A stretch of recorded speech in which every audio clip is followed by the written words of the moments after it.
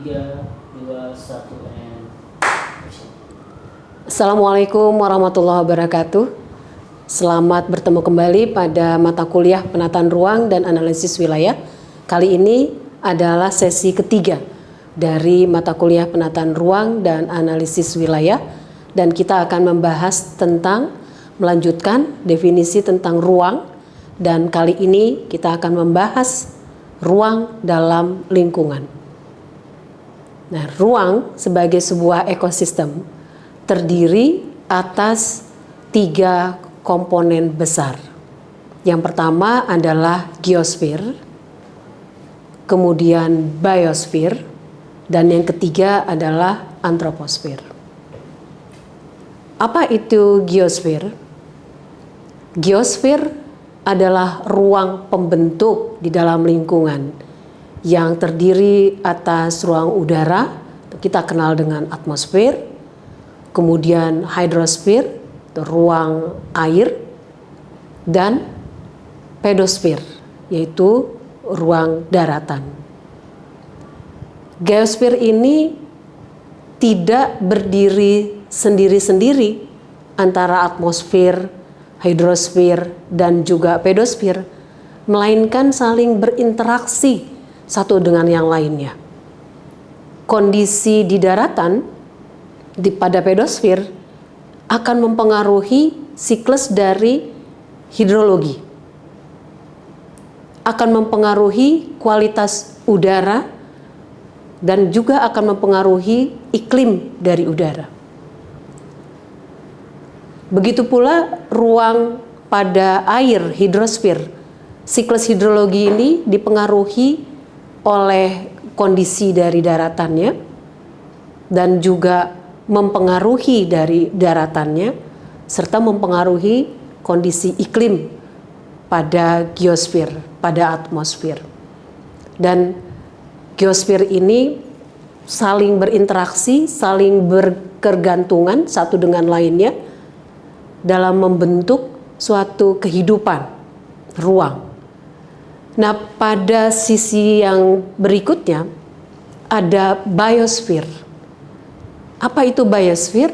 Biosfer adalah makhluk hidup, hewan, dan tumbuhan yang berada di dalam ruang, yang hidup di dalam ruang, beraktivitas, dan melangsungkan kehidupannya.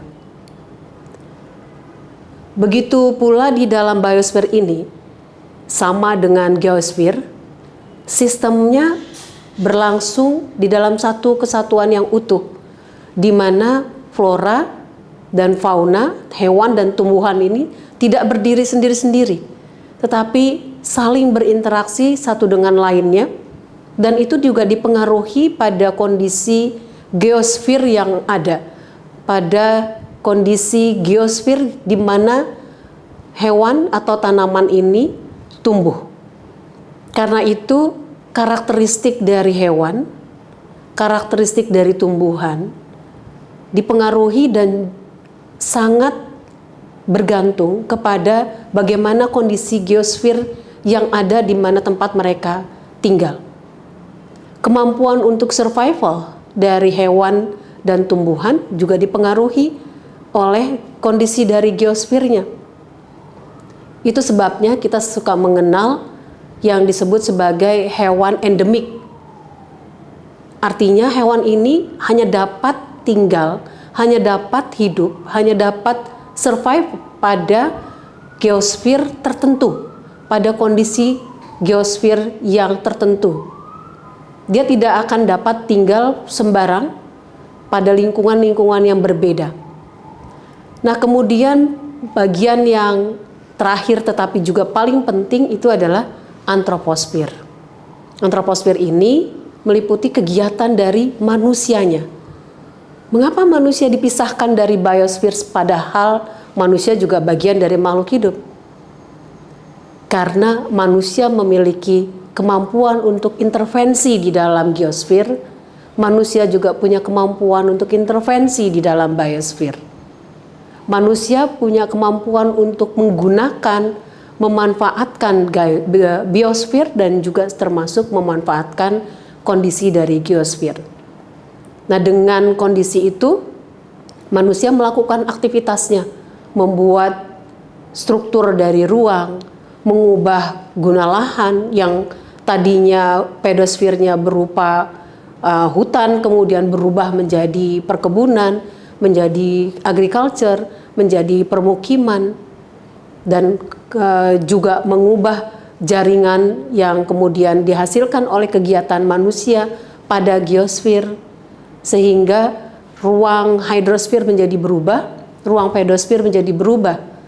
Dan pada saat itu manusia juga memberikan pengaruh pada kehidupan flora dan fauna yang ada di dalam lingkungan geosfer tersebut. Jadi flora dan fauna bisa didatangkan menjadi introduksir pada ruang yang berbeda. Dan sekaligus juga akibat adanya kegiatan manusia pada ruang mengakibatkan biosfer, hewan tertentu, komunitas tertentu, populasi tertentu akan dapat terisolir karena kegiatan dari yang dilakukan oleh manusia.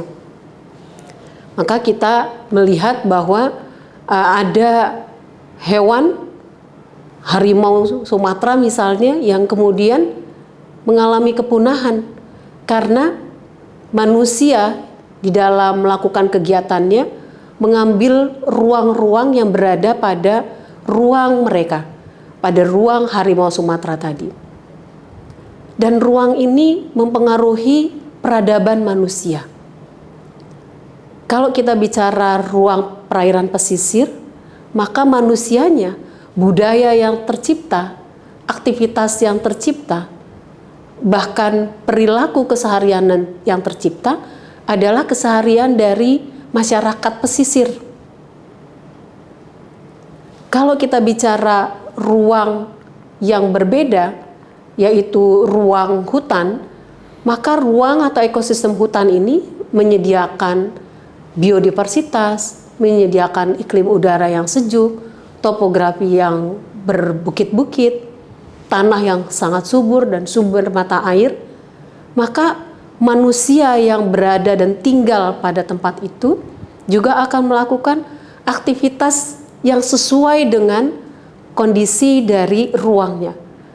Manusia akan melakukan aktivitas perkebunan, pariwisata, gaya hidup bahkan juga dipengaruhi oleh adanya konstelasi dari ruang.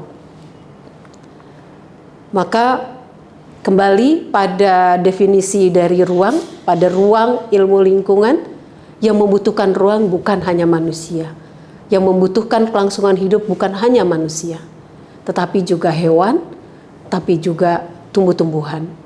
Dan manusia mempelajari ruang bukan untuk menganulir ruang dari makhluk hidup lainnya, tetapi untuk menjaga agar kelestarian ruang itu dapat dilingkupi oleh semua makhluk hidup dan untuk kesejahteraan semua makhluk hidup dan lingkungannya.